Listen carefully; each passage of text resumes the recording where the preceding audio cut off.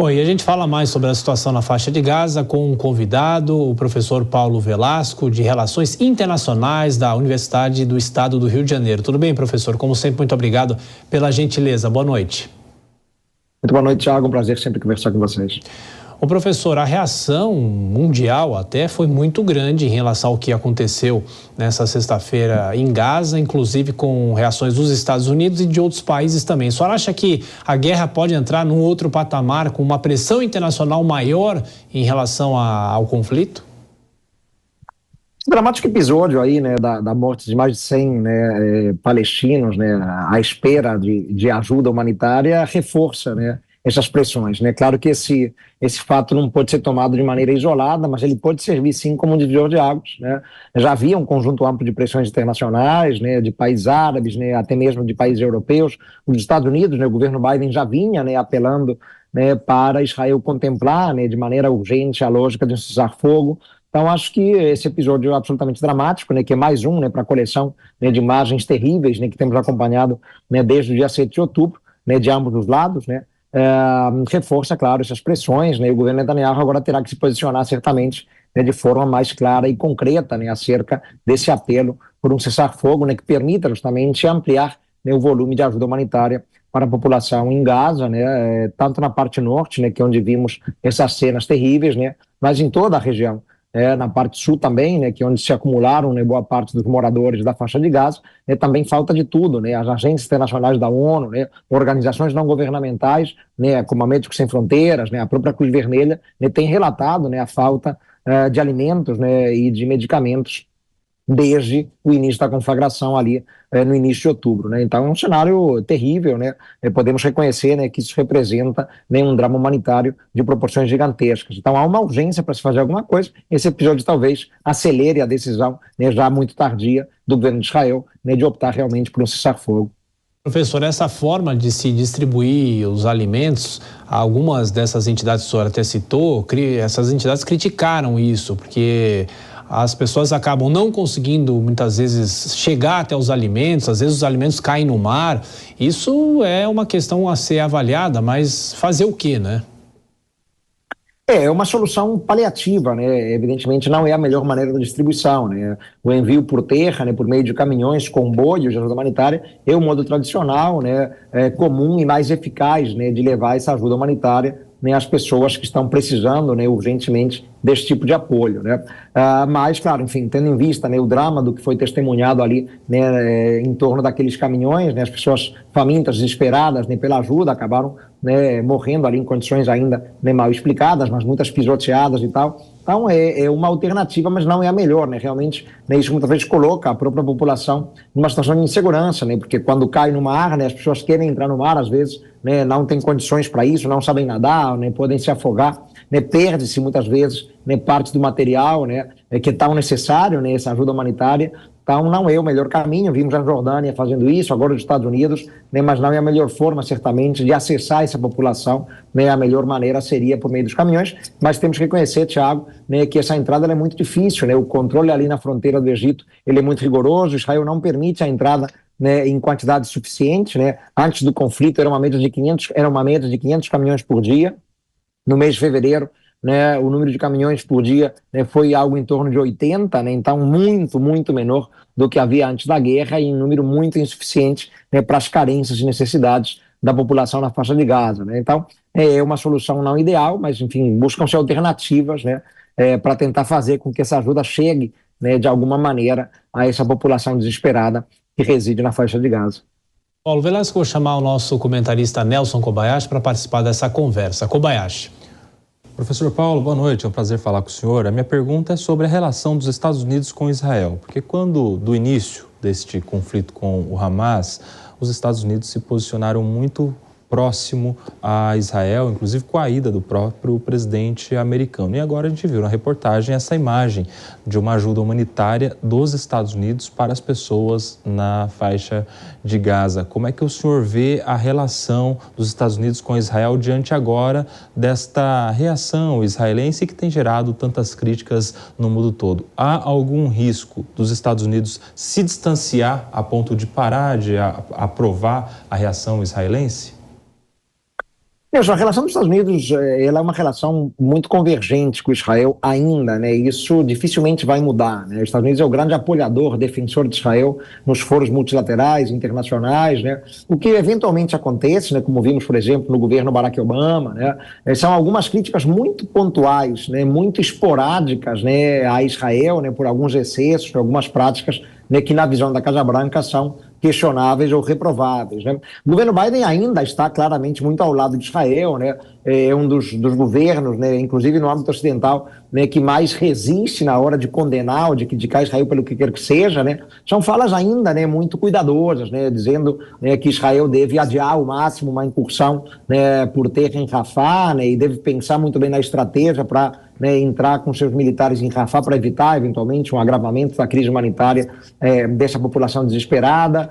Agora, né, o Biden já começa, né, a falar um pouco mais, né, num tom elevado, né, acerca da necessidade urgente de um cessar-fogo, né, vemos essa ajuda, né, levada a cabo pelos Estados Unidos, né, por meio de aviões, né, militares norte-americanos, mas, enfim, a possibilidade de vermos um afastamento é nula, né? Os Estados Unidos, né, não o fazem, né, eles entendem que Israel é um aliado mais do que necessário, mas estamos em ano eleitoral, né? A gente não pode perder isso de vista, né? E o Biden sabe que manter-se, né, a ferro e fogo ao lado de Israel, né, pode custar um preço importante, sobretudo em alguns estados, né, como Michigan, né? Tivemos primárias no Michigan recentemente, né, onde há um número muito elevado, né, de árabes americanos, né, que vem protestando, né, de maneira muito clara, né, por essa postura absolutamente pró-Israel do governo Biden, né, que de alguma maneira fecharia os olhos para o que está acontecendo em Gaza. Então o Biden tem que começar também a fazer esse cálculo mais para o seu público interno, né, tendo em vista as eleições aí de novembro, e ele sabe que será uma disputa muito apertada, né, com o Donald Trump, né? Então isso começa também, essa variável nova começa a entrar na equação.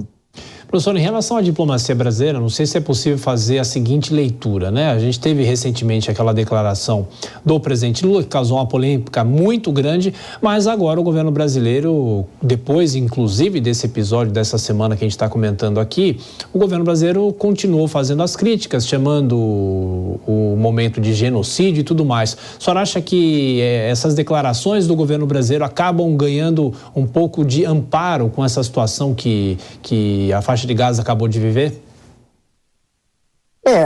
Isso claramente a gente percebe pelo número, né, de atores internacionais que começam, né, a elevar o tom também, né? É claro que, bom, a analogia feita pelo Lula a gente pode questionar, né, foi grave, né, claro, evidentemente, né? O Holocausto é algo que não deve ser comparado, né, com outras situações de violência, mesmo violência crítica, né, como a que estamos vendo em Gaza, né? É um cenário meio que único na história da humanidade, né? Então, é um equívoco do ponto de vista diplomático, né, causou muita celeuma, né? A própria comparação com o genocídio, né, também tem, né, alguma carga de celeuma, porque a própria Convenção Internacional, né, sobre o tema foi criada em resposta ao Holocausto, né, na esteira da Segunda Guerra Mundial, né? Então acusar, né, o governo de Israel, o Estado de Israel está praticando genocídio, também é tabu para muitos estados, não para o Brasil, né? Eu acho que o Brasil, né, ele assumiu uma posição, decidiu assumir uma posição, né, apesar das controvérsias, da polêmica toda envolvida, né, e não quer recuar, né? Então se mantém firme nessa ideia. O Itamaraty emitiu uma nota na sexta-feira, né, ontem, muito dura, né, com um tom muito duro, né, dizendo que Israel está violando limites éticos, né, nessa ação na faixa de Gaza. Então o Brasil mantém, né, esse tom, e o presidente Lula, né, não voltou a fazer qualquer analogia com Hitler, né, não voltou a falar em Hitler do Holocausto, mas tem falado em genocídio reiteradamente, inclusive na reunião da cúpula de estados da América Latina e do Caribe, em São Vicente de Granadinas, né? E foi amparado por outros estados, né? A Colômbia usou o mesmo tom, né? O Chile usou o mesmo tom. Então, né, aquele isolamento, né, do Brasil, né, ou do Lula, né, com a sua fala, né, agora diminui, né, na medida em que o drama humanitário se aprofunda, continua. Essas cenas, né, dos últimos dias, né, apenas reforçam essa sensação, né? Então o Brasil de alguma maneira já não está mais tão isolado, né, como estava quando Lula, né, na Etiópia fez a comparação, né, com os atos dramáticos do Holocausto levados a cabo por Hitler, né? E o Brasil decidiu seguir esse caminho, né, e não veremos nenhum recuo. O Brasil entende que é genocídio e assim o defende. Enfim, a postura, eu diria até, enfim, polêmica, né, mas é a postura assumida pela diplomacia brasileira. Kobayashi? Professor, eu gostaria de aproveitar aqui a sua participação agora para mudar o foco exatamente para essa reunião da CELAC que o senhor citou. Porque um pouco antes a gente teve aí a polêmica toda envolvendo a Venezuela e a Guiana, e o presidente decidiu não se manifestar a respeito disso, né, daquela intenção venezuelana de anexar o território de Essequibo. Como é que o senhor vê estas crises aqui mais locais, regionais, e a posição do Brasil em relação a todas essas questões? Nelson, o Brasil ele tem que assumir uma posição, né? Isso é o que o mundo espera do Brasil, né? Somos um porta-voz da região, né? Eu costumo dizer que o Brasil é uma espécie de síndico, né, do espaço sul-americano e até mesmo latino-americano, né? E é o que o mundo atribui ao Brasil, são responsabilidades de um país que é enxergado e percebido em uma postura de liderança. Claro que não uma liderança formal, oficial, né, porque os vizinhos muitas vezes não nos aceitam nessa posição, mas é uma liderança informal. Né? Então, quem se coloca nessa postura, né, ou quem é visto, né, como um líder regional, né, tem responsabilidades a assumir. Né? E faz parte, portanto, né, desse esforço a defesa da estabilidade, da boa relação entre vizinhos, né? E o Brasil, de alguma maneira, vem tentando atuar nos bastidores, Nelson, né, como um mediador, né, dessa crise. Né? Vimos, né, uma reunião no final do ano passado em São Vicente e Granadinas, né, que é o país, né, que comanda a CELAC, né, ali com a presença do Celso Amorim, né, o assessor especial, né, do presidente Lula para relações internacionais. Né? O Brasil já recebeu também, né, em seu território em Brasília, né, os chanceleres, né, de Guiana e de Venezuela para tratar do tema. Né? Mas o Lula achou por bem, né, nessa cúpula da CELAC, né, não tratar do assunto na reunião que teve com o Maduro, né, por entender que isso poderia criar alguma polêmica e poderia fazer sombra, né, aos interesses maiores da reunião, né, que era cuidar de outros temas, cooperação, engajamento dos países da região, etc. Né? Talvez até mais urgente do que esse tema, né, um outro tema, Nelson, que o Lula também deixou de fora na conversa com o Maduro, que é a importância de se realizarem as eleições na Venezuela este ano, né? Um país que vem atacando de maneira permanente as franquias democráticas, né? O Lula resiste muito na hora de criticar, né, o governo Maduro, né, entendendo que se trata de uma democracia plena e funcional, né, quando muito bem sabemos que não é assim. Né? Então caberia ao Brasil também esse esforço de convencer, né, o governo Maduro a de fato manter as eleições este ano, né, que é o que está previsto, né, e permitir, né, a ampla participação de opositores, né, algo que pelo visto não vai acontecer. Já tivemos, né, como bem se sabe, né, o banimento da Maria Corina Machado, né, ela foi impedida de concorrer às eleições e é o principal nome da oposição. Então, o Brasil deveria falar um pouco mais grosso com a Venezuela, né, o papel, né, de um país que tem tanta envergadura, né, a nossa voz é potente na região, deveria ser usada em favor da estabilidade e da defesa da democracia nesse vizinho tão importante aqui, que é a Venezuela. Professor, vale lembrar que nesse encontro o Nicolás Maduro garantiu que fará eleições no segundo semestre, mas é saber qual tipo de eleição, né? Essa é a grande dúvida, né? Se forem eleições como as de 2018, não vão servir para nada, né? Tivemos ali no final do ano passado também o Acordo de Barbados, né? Pelo qual a Venezuela se comprometeu a realizar as eleições, né? E pelo acordo, né, que inclusive agradou muito os Estados Unidos à época, né, deveriam ser eleições abertas, plurais, transparentes, né, ou seja, respeitando-se, né, a democracia, né, como fio condutor de um pleito eleitoral, né? Mas eu particularmente, né, que acompanho a Venezuela há muitos e muitos anos, tenho muitas dúvidas, né, sobre isso, né? Eu acho que infelizmente, né, já pelo panorama que temos visto, né, a prisão, né, da ativista Rocío São Miguel, né, o impedimento da Maria Corina Machado, né, que é quem venceu as primárias, né, na oposição de concorrer, né, a prisão política, né, de vários críticos do governo do Maduro, né, o cenário não é nada favorável, né, não é nada auspicioso, digamos assim, né, quando pensamos nas eleições, né, do final do ano, né, se é que de fato vão acontecer, né, o Maduro, ele sempre diz que sim, né, mas não temos ainda uma data, seria bom já termos uma data, né, porque isso não pode ser planejado no afogadilho, mas que são eleições plenas, né, tudo que não foi em 2018. Professor Paulo Velasco, de Relações Internacionais, como sempre, muito obrigado pelos esclarecimentos, as análises aqui, bom fim de semana, voltaremos a nos falar, um abraço. Muito obrigado, Thiago, Nelson, um abraço, bom fim de semana.